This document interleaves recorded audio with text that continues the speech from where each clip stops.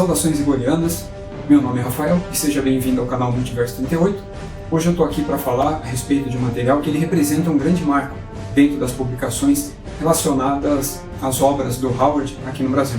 Eu me refiro aos dois últimos lançamentos da editora Pipoca Nanquim, o quadrinho da Sonja e o livro do Bram McMorran. Bom, qual a importância desses materiais? Qual a relevância deles estarem sendo publicados aqui nesse momento? Cada um ele é especial dentro do seu próprio formato, do seu próprio contexto. Eu vou começar aqui falando da Sonja.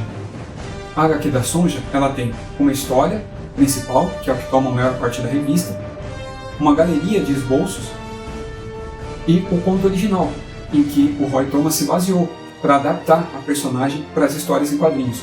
E além disso, a gente vai ter também prefácio e introdução dos autores, tanto dos roteiristas quanto dos desenhistas.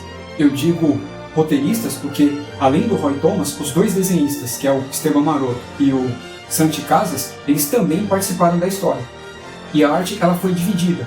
Em um momento que se refere ao presente, é um desenhista que faz, e o que remete a algum tipo de lembrança a respeito da personagem, que fica bem no meio da história, é feita por outro desenhista. Essa história, que nunca havia sido publicada aqui no Brasil antes, ela marca o retorno do Roy Thomas ao título da personagem. Cada autor, cada artista, melhor dizendo, tem a sua peculiaridade, tanto no traço quanto na própria colorização. Enquanto as histórias que se passam no presente, ele tem uma mistura de branco e preto, enquanto estilo de desenho. Só que há a existência de uma cor, uma única cor aqui, que é a vermelha, enquanto a arte que remete ao passado, ela é totalmente preto e branco e tem um tom mais sóbrio e menos dark em comparação ao outro. A arte é simplesmente deslumbrante, sendo, na minha opinião, o ponto forte, o ponto alto aqui da história. Não que a história não seja boa, mas você acaba sendo fisgado mais pela arte do que pela história em si. A segunda parte da obra ela é composta por esboços dos dois autores. Vale a pena, principalmente por se tratar de um item de luxo e para colecionador. Mas para mim, a cereja do bolo está na terceira parte, que é onde aparece o conto que deu origem à personagem. Chamado de A Sombra do Abutre, ele é um conto do próprio Howard, dividido em 7 partes, em que aparece a personagem, só que ela não tem esse destaque, como ela tem nas histórias dela, obviamente, e ela também não vive na mesma época e nem tem a mesma aparência, Ela nem é praticamente a mesma personagem. A gente percebe que, na verdade, foi uma adaptação livre do próprio Roy Thomas. Essa parte ela é muito importante para mim, porque de todos os personagens trabalhados dentro desse universo criado pelo Howard, os originais, os contos da Sonja, ou Sônia, se você preferir, eram, ou na verdade, é um conto só, foi o único que eu não havia lido. Eu apenas ouvia falar sobre ele, menções sobre a natureza dele, a diferença em relação às HQs, mas eu nunca tinha lido até hoje, graças ao Pipoca Nanquim.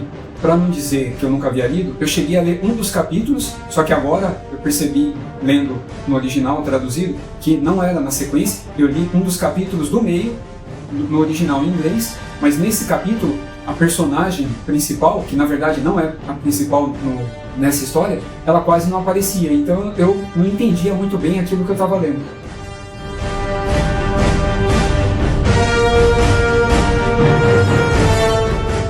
Em relação ao Bram McMorran, bom, aqui para mim, de todas as publicações, eu gosto muito da HQ da Sonja. Ela tem uma importância histórica para a gente aqui no Brasil, para as publicações de Conan aqui no Brasil, mas assim, a relevância do título, do Rei Bárbaro dos Pictos, ele é um pouco mais importante para mim. Na verdade, os dois têm o mesmo peso.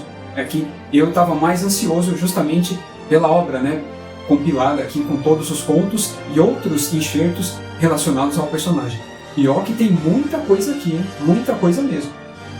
Até hoje, ou melhor, até a época da aquisição desse livro, eu só tinha lido apenas um conto, que é Os Vermes na Terra, só. Na verdade, eu nem fazia ideia de quantos existiam originalmente, mas eu fiquei impressionado pela quantidade de conto, pela quantidade de conteúdo que a gente tem sobre o personagem e também impressionado e horrorizado até de saber do pouco que ele foi adaptado para as histórias em quadrinhos. Até hoje, eu só vi apenas ele em uma história dividida em 2 partes, pelo que eu me lembro. Espada Selvagem de Conan, a antiga numeração, de cabeça aqui, número 27 e 28. em que lá aparecia uma história que era protagonizada pelo Rei dos Pictos. E aí, muitos anos depois, há um pouco menos de 5 anos, foi quando eu li pela primeira vez um conto inspirado no personagem. E essa agora é uma oportunidade única, onde você tem uma obra com não só todos os contos, mas tudo o que faz referência a ele reunido em um lugar só. Aqui a gente tem A Raça Perdida, Os Reis da Noite, Os Filhos da Noite, O Homem das Trevas, Vermes da Terra, que é o único que eu conhecia, e na parte de extras a gente ainda vai ter o poema chamado Uma Canção sobre a Raça, Homens das Sombras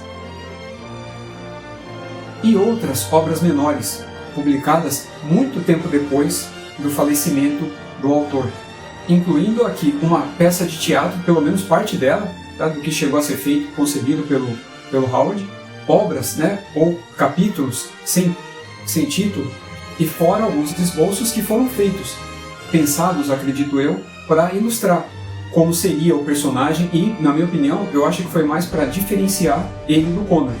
Porque eu confesso, quando você está lendo, né, a escrita do Howard, ela acaba remetendo, mas logo, quando ele começa a detalhar tanto a situação, o cenário, o que está acontecendo, e o aspecto físico, né, do personagem, quem ele é, o fato dele ser representado sempre como rei, sempre como enquanto soberano, e aí você percebe de que ele não está falando do Conan, você não está lendo uma obra do Conan. Então foi isso.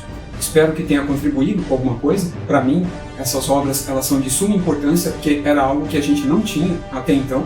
Então, para mim, é mais do que bem-vindo, tanto os quadrinhos quanto os livros, né?